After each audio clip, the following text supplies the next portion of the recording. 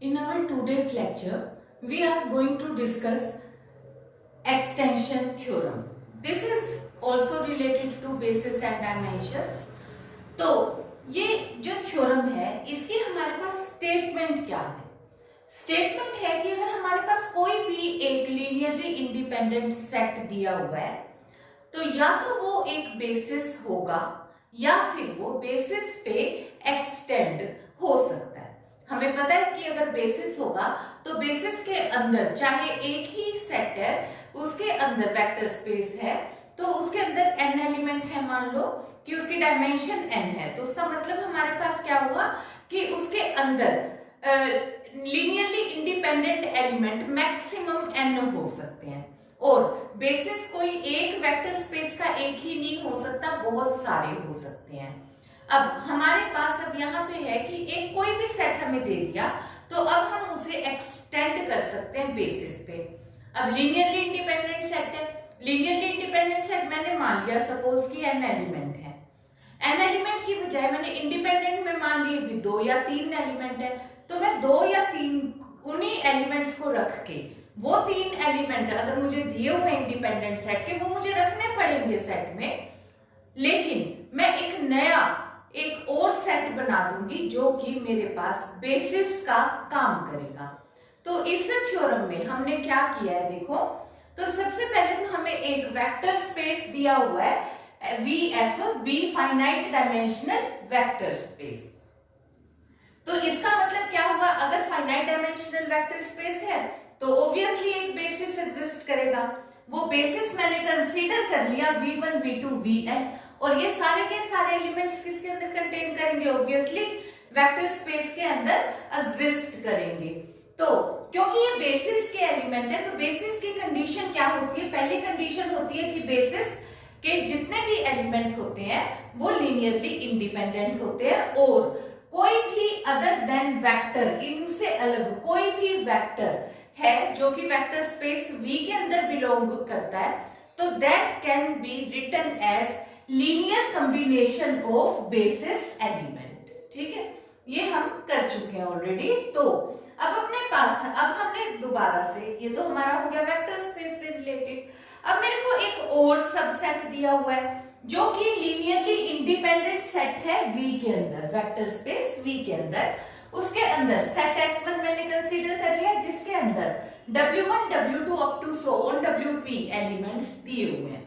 तो अब मैंने एक और सेट, क्योंकि मुझे एक्सटेंड करना है तो मैं कौन से एलिमेंट्स से कोशिश करती हूँ, मैं पहले नंबर पे जो मेरे पास यूनिवर्सल बेसिस होते हैं या बेसिस मुझे पता होते हैं मैं उनको ही ऐड करना प्रेफर करूंगी न्यूमेरिकल्स में भी। तो ये तो है ही आर्टिकल। तो मैंने क्या किया, W1, WP जो ये सेट दिया हुआ होगा इंडिपेंडेंट वाला, उसके अंदर जो यूनिवर्सल बेसिस वाले एलिमेंट्स को मैंने ऐड कर दिया। तो ये अब एक मेरे पास सुपर सेट बन गया जिसके अंदर बेसिस एलिमेंट भी है और एक और लीनियरली इंडिपेंडेंट सेट भी है। तो अब इसमें अब अपने पास जो ये वैल्यू है तो मैंने इसमें से कोई एक एलिमेंट WJ कंसीडर किया, WJ जो कि सेट S1 के अंदर बिलोंग करता था। तो क्योंकि जो ये सबसेट किसका है, ये वेक्टर स्पेस का है, तो जो WJ मेरे पास सेट S1 के अंदर है वो V के अंदर भी कंटेन करेगा। For one running from J to, मतलब one running from J running from 1 to P, क्योंकि S1 कंटेन इन V।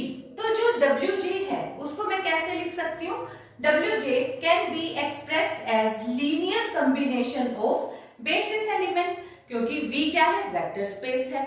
और कोई भी एलिमेंट हमें पता है कि अगर वेक्टर स्पेस में अदर देन बेसिस एलिमेंट भी होंगे तो उनको हम किस तरीके से एक्सप्रेस कर सकते हैं, linear combination of basis elements. तो मैंने WJ को VI के लीनियर कॉम्बिनेशन में लिख दिया, where I running from 1 to, and जो भी मेरे पास एलिमेंट्स दे रखे हैं तो 1 टू P, तो जो भी मैंने एलिमेंट्स कंसीडर करे J running from 1 to P है और I running from 1 to N है, क्योंकि ये लीनियर कॉम्बिनेशन है 1 से N तक के एलिमेंट्स का। तो यहाँ पे जो V एलिमेंट हुआ मेरे पास, तो जो V है वो वेक्टर स्पेस के अंदर बिलोंग करता है और अपने पास अब ये V इनमें से कोई भी नहीं है, 1 2 अप टू n में से नहीं है, कोई भी अदर देन, ना W's में से है ना V's में से है, V1 V2 Vn भी नहीं है, W1 W2 भी नहीं है, कोई एनी अदर एलिमेंट V मैंने लिया जो कि वेक्टर स्पेस में बिलोंग करता है, तो वो भी लीनियर कॉम्बिनेशन हम किस में लिख सकेंगे, वेक्टर स्पेस में। यहां मैंने Aij लिखा था, यहां मैंने Bij के लीनियर कॉम्बिनेशन। Aij कहाँ के एलिमेंट है, क्योंकि हमें पता है कि स्केलर कॉम्बिनेशन होता है तो वो किस में हो जाता है, फील्ड में से। तो जो स्केलर्स हैं वो फील्ड में से आते हैं, तो Aij भी फील्ड में से आएंगे, Bj भी, Ij's भी, सारे के सारे फील्ड में से आएंगे। तो अब देखो जो ये V एलिमेंट है इसको मैं इस S2 एलिमेंट के लीनियर कॉम्बिनेशन में कैसे लिख रही हूँ, इसके लिए मैंने क्या किया, जीरो, ये O0 है ना, जो O कह लो OJ या 0J, तो ये मैंने सारी जीरोस लगा के 0W1 plus 0W2 plus 0W3 ऐसे करके ऐड कर दिए, तो ये वाली वैल्यूज मेरे पास प्लस ये तो कॉम्बिनेशन V, Bij Vi तो था ही, इसमें मैंने क्या कर दिया, जीरो करके 0 इंटू W's वाले सारे एलिमेंट्स ऐड कर दिए। तो इससे मेरे पास अब क्या हो गया कि जो V है ये लीनियर कॉम्बिनेशन किनका बन गया, W1 से WP, V1 से Vn, यानी कि ये जो S2 सेट है इसका लीनियर कॉम्बिनेशन बन गया, यानी कि V एलिमेंट कहां बिलोंग कर गया, लीनियर कॉम्बिनेशन ऑफ S2।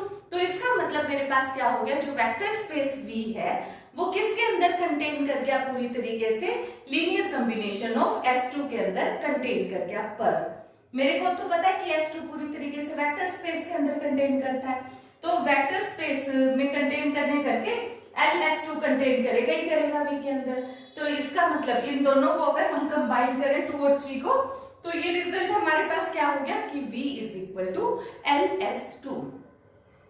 तो अब हमारे पास अब यहाँ पे रिलेशन जो है वो अब अपने पास जो Wj रिजल्ट है, Wj को मैं किस तरीके से लिखा है, Wj is equal to 0j Wj plus summation of, क्योंकि जो रिलेशन 1 है मेरे पास, ये वाला जो रिलेशन है Wj, ये लीनियर कॉम्बिनेशन किनका है, V's का लीनियर कॉम्बिनेशन है।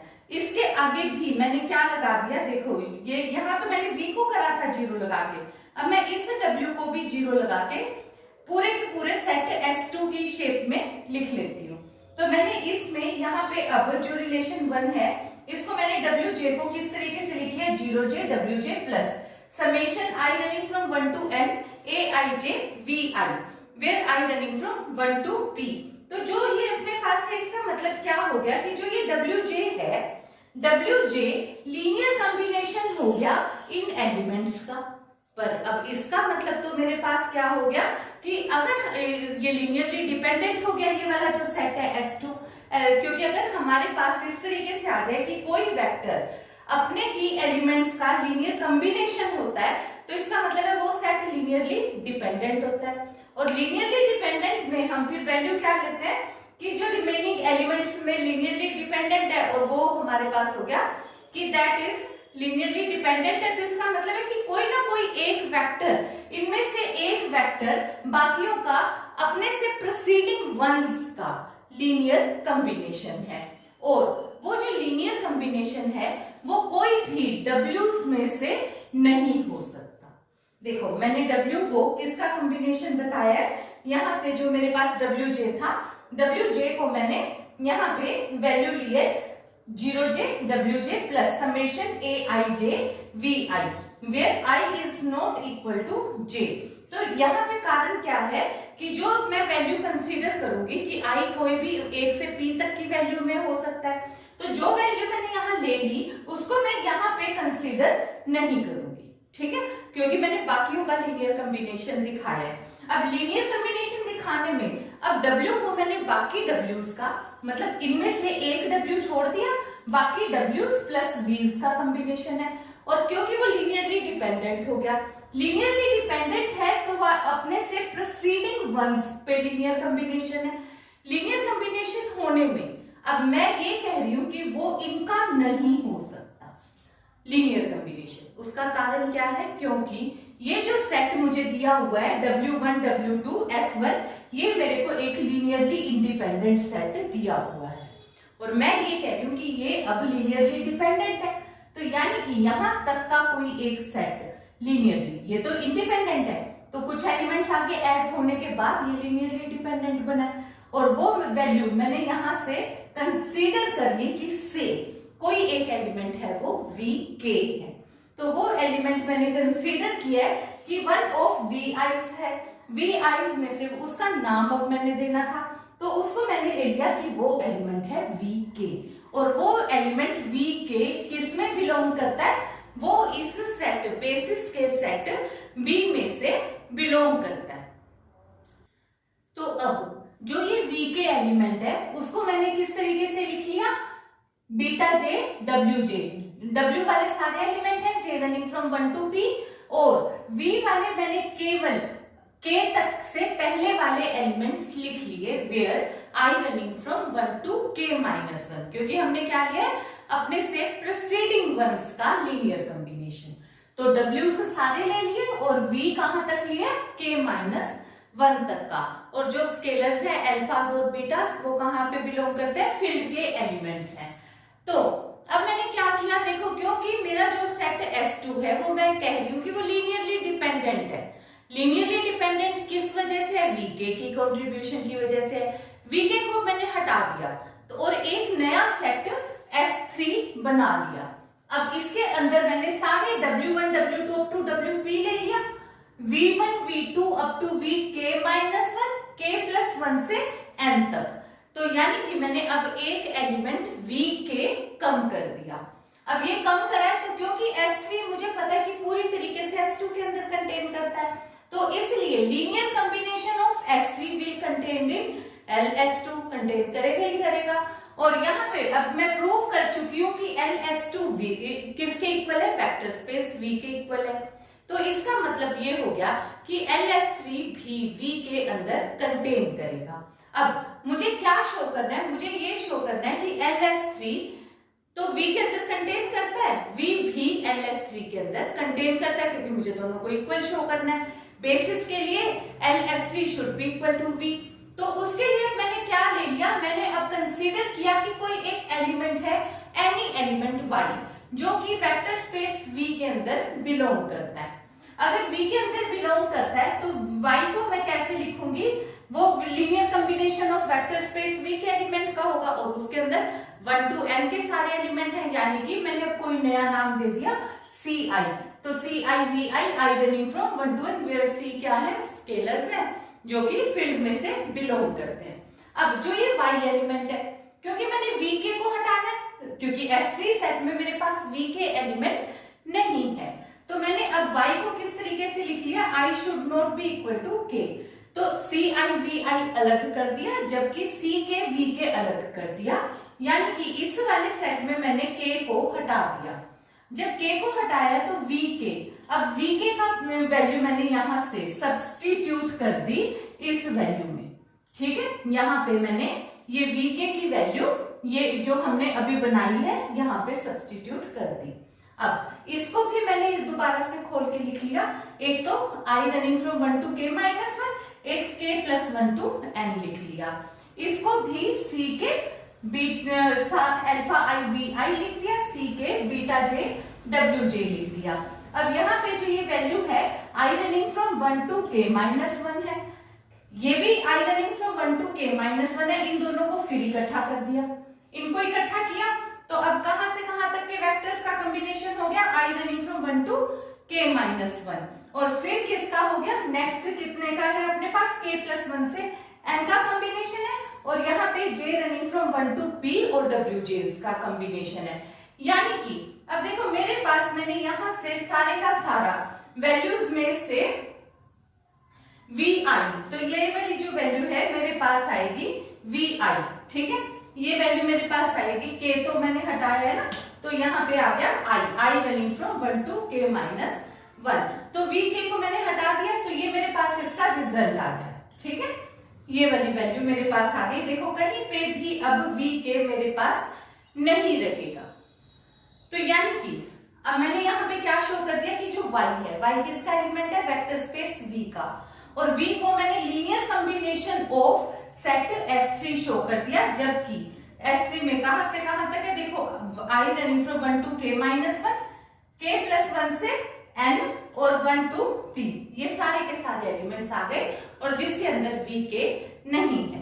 तो अब इसका मतलब मेरे पास अब यहां से क्या हो गया कि जो y है v पूरी तरीके से लीनियर कॉम्बिनेशन S3 के अंदर कंटेन करता है, क्योंकि y बिलोंग्स टू v, तो ये वाली वैल्यू किसमें हो गई। अब यहां से जो रिलेशन 5 और 6 से हमारे पास क्या आ गया, v is equal to LS3।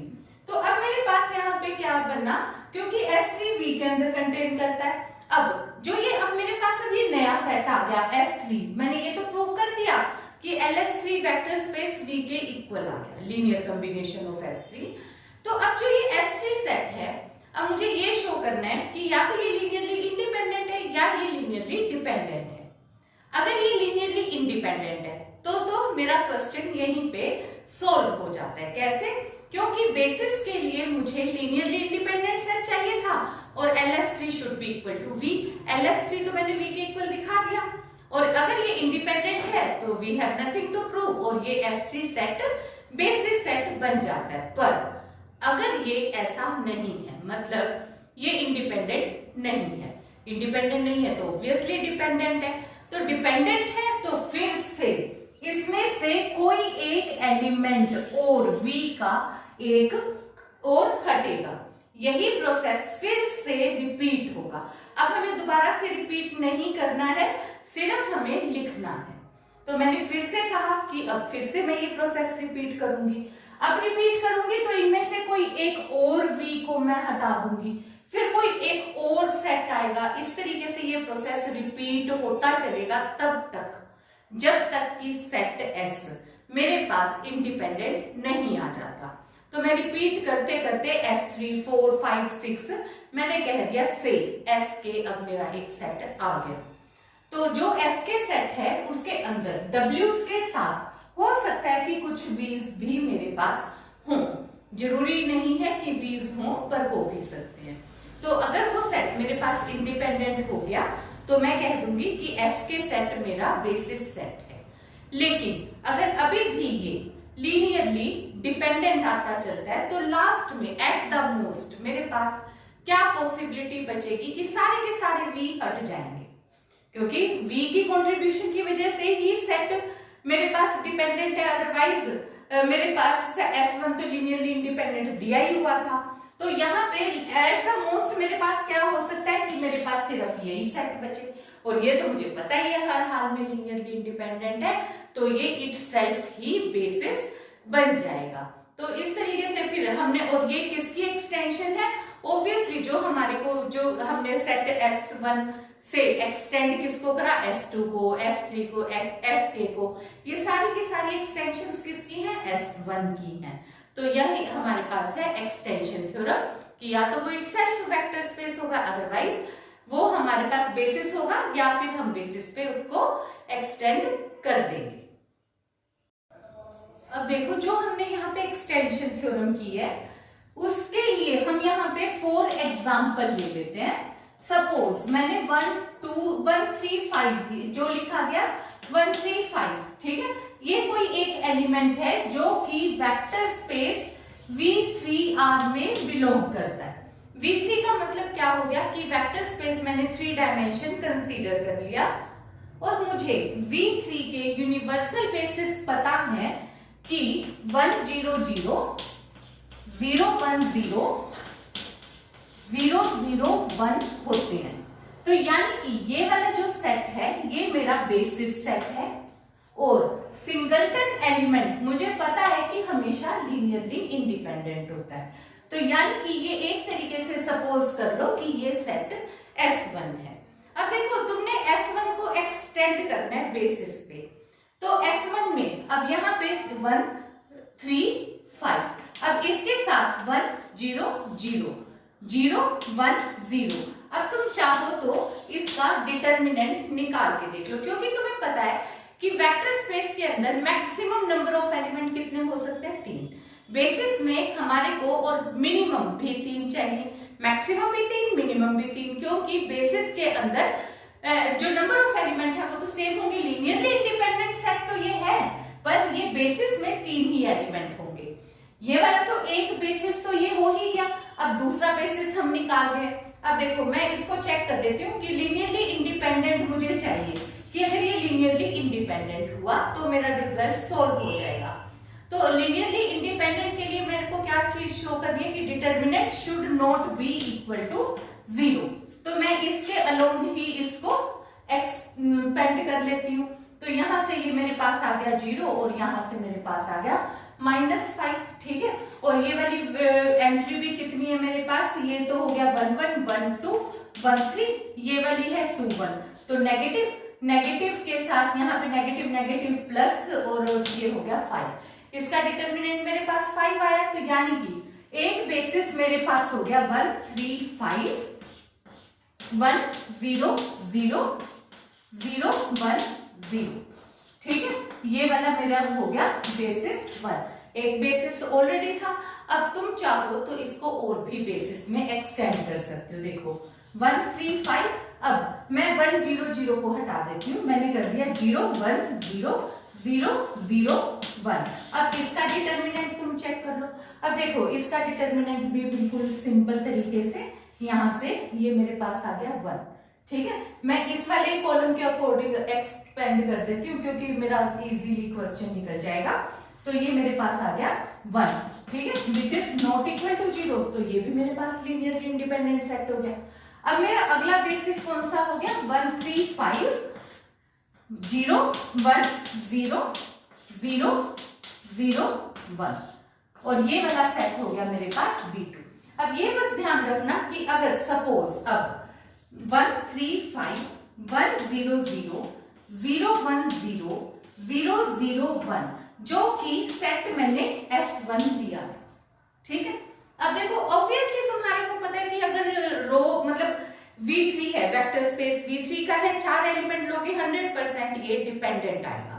अब डिपेंडेंट के लिए फिर जैसे हम एक्लन फॉर्म बनाते हैं, एक्लन फॉर्म बनाने के लिए तुमने यहां से कोशिश करी 1 के नीचे 0 लाए, तो मैंने इसको किसके इक्विवेलेंट लिखा 1 3 5, यहाँ पे ये ऐसे माइनस किया तो ये वाली वैल्यू बन गई 0, ये बन गया -3, ये बन गया -5, ठीक है। फिर अब यहाँ पे तो क्योंकि 0 ही है तो आगे तो मैं एज इट इज लिख लेती हूँ 0 1 0 0 0 1, ठीक है, ये हो गया। अब मैं चाहूं तो इसको इंटरचेंज कर सकती हूँ, चाहूं तो एज इट इज रहने दूं। तो अब यहाँ पे ये वाली वैल्यू मेरे पास जो ये 3 वैल्यू आई है इसके साथ मैंने यहाँ पे 0 बना दिया, ठीक है। यहाँ पे 0 बनाने के लिए मैंने क्या किया, इस वाली वैल्यू को 1/3 से मल्टीप्लाई किया और यहाँ पे ऐड कर दिया। ऐड किया तो ये वाली वैल्यू क्या बन गई 1 3 5, ये हो गया 0 -3 -5, ये तो था ही, ठीक है। और ये वाली वैल्यू मेरे पास क्या बन गई, ये तो क्योंकि 0 ही रहा, 1/3 से मल्टीप्लाई करके ऐड किया तो ये बन गया 0, 1/3 से मल्टीप्लाई किया तो कितना हो गया -5/3, ऐड किया तो यहां कितना आ गया -5/3। अगली वैल्यू फिर मैंने लिख ली 0 0 1।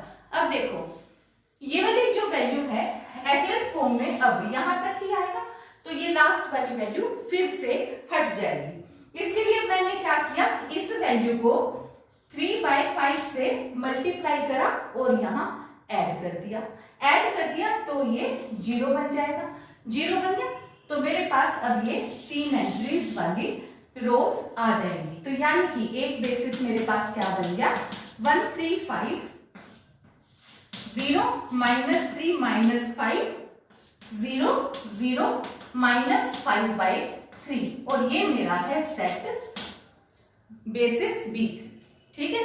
तो इस तरीके से हम एक ही एलिमेंट के साथ, 1 है 2 है 3 है, मतलब देखो लीनियरली इंडिपेंडेंट सेट 3 भी हो सकते थे। अगर लीनियरली इंडिपेंडेंट सेट में 3 एलिमेंट होते तो वो इटसेल्फ ही बेसिस बन जाता, चौथे की जरूरत नहीं थी, क्योंकि फिर तो हम उसे एक्सटेंड क्या करेंगे, क्योंकि 3 ही एलिमेंट होते हैं। 2 है तो ऐसे ही हम 2 को भी एक्सटेंड कर सकते हैं। और एक्सटेंड करने में देखो हमारे पास मोर देन हम कितने भी बेसिस पे इसको एक्सटेंड कर सकते हैं, पर नंबर ऑफ एलिमेंट कितने होंगे, number of element will always be same, that is अगर वेक्टर स्पेस n डायमेंशन का है तो हर एक बेसिस के अंदर n ही एलिमेंट्स होंगे. So that is all for this lecture. Thank you.